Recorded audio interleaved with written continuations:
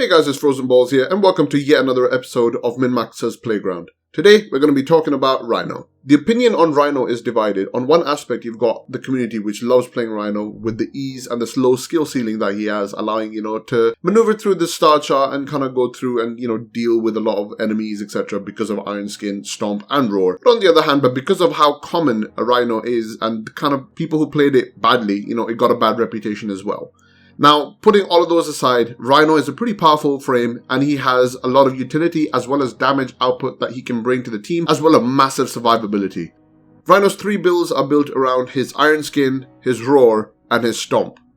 The first build is the Roar build. This is a specifically team-oriented build which revolves around the idea of buffing your teammates, increasing their damage output or their effectiveness of their Warframes itself. Roar affects weapons and Warframes alike, so it's much more effective as a buffer as compared to some other abilities, case in point, Mirage's buff or Equinox's buff.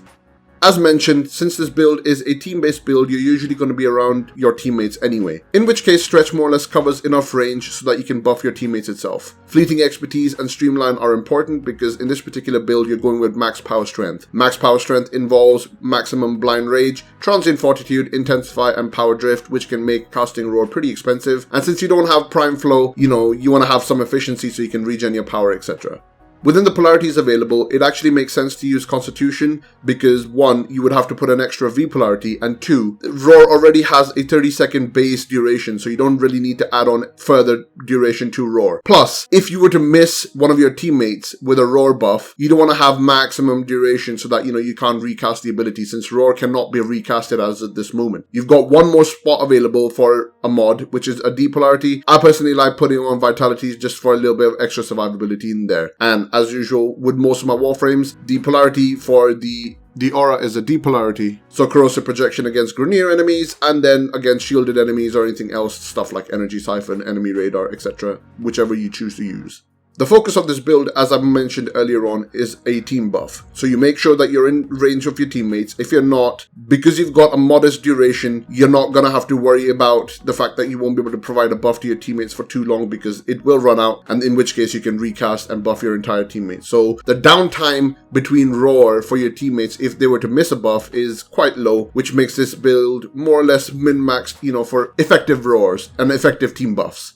The second build for Rhino is focused entirely around Stomp. This build revolves around the concept of using Rhino's Stomp with maximum range and a high duration to stunlock enemies. Since Stomp can now be recasted multiple times, enemies that come within the radius of Stomp, every single time you press 4, will stunlock them and levitate them. Stunlocked and levitated enemies provides massive CZ, so you can lock down entire areas. Enemies will not be able to capture points, for example, if you're doing an interception. They will not be able to damage you as well. Since Warframe is a game all about CC, having, a build like this which provides massive CC and being able to lock down entire enemies is very beneficial itself to the team. And even solo if you decide to use it. Furthermore, Rhino's Stomp is not affected by line of sight, so you can actually use it to CC an entire group of enemies within the area of effect of the Stomp. You can even stun further enemies that walk into that radius, keeping the CC chain going.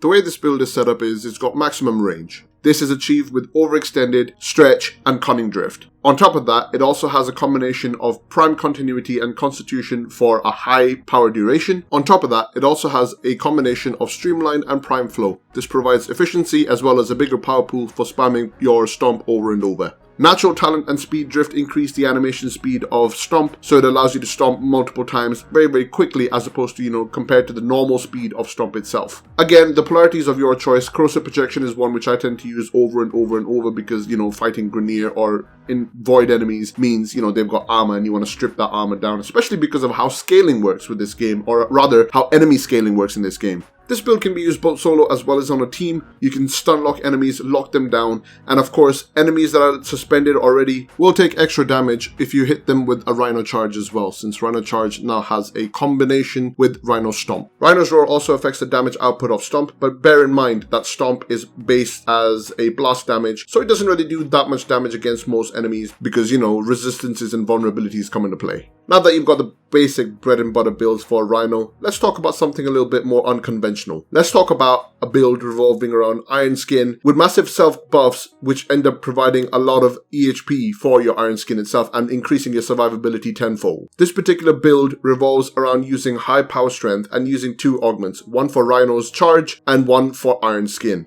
First, let's talk about the augment itself. The charge augment is called Ironclad Charge. The way this works is that every enemy hit at max rank increases the Rhino's armor rating by 50% for 10 seconds. So the more enemies you hit with the charge, the more armor you get. This stacks with your base armor as well as steel fiber, so you can have a massive armor self buff which you can give to yourself.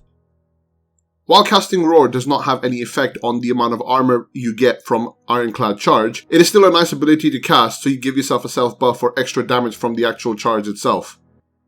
Roar affects the Ironclad Charge as well. By using Roar initially, you will increase the amount of armor that you gain per enemy hit with the Ironclad Charge augment. This leads to further EHP stacking for Iron Skin itself.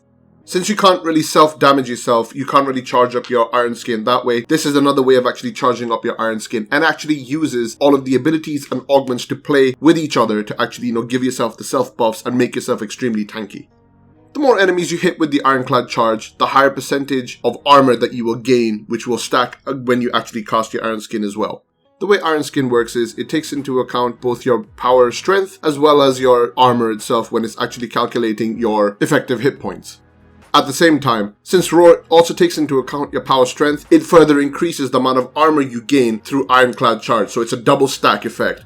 This build uses Steel Fiber instead of Armored Agility because Steel Fiber's buff is much higher compared to Armored Agility. Blind Rage and Transient Fortitude for increased power strength, to give yourself the biggest potential buff that you can out of this particular build. Prime Flow to have a bigger energy pool because, you've got Blind Rage in there, so a bigger energy pool will allow you to cast multiple charges as well as be able to cast Iron Skin after you're done. Streamline helps with efficiency. Prime Continuity increases the duration for Rhino's Roar, allowing you to give yourself a self buff for a longer period of time.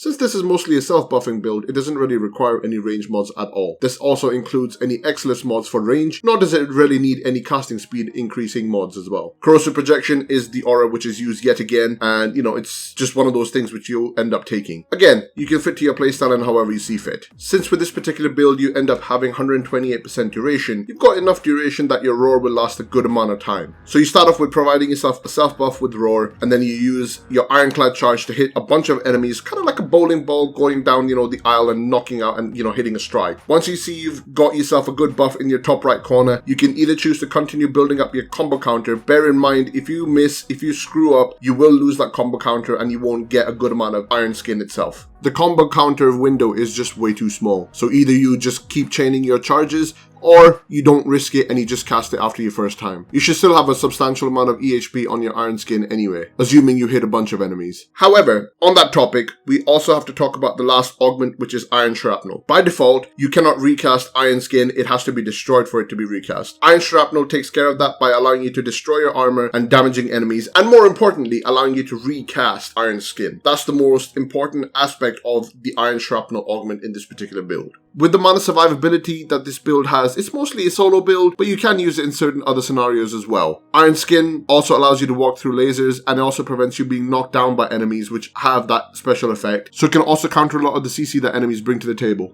In conclusion, Rhino is a frame which has a low skill ceiling, you can get it pretty early on, and when built correctly, has the ability to buff your teammates quite substantially. It can crowd control enemies and lock down entire sections of the map, and can also have massive survivability on his own as well. So despite the hate that Rhino gets, don't think that he is a terrible frame. When built correctly, he has the potential to be so much more. And that brings us to the conclusion of yet another episode of Minmaxer's Playground. If you like what you saw, make sure you leave a like, a comment, a subscribe, and I'll see you guys in the next one.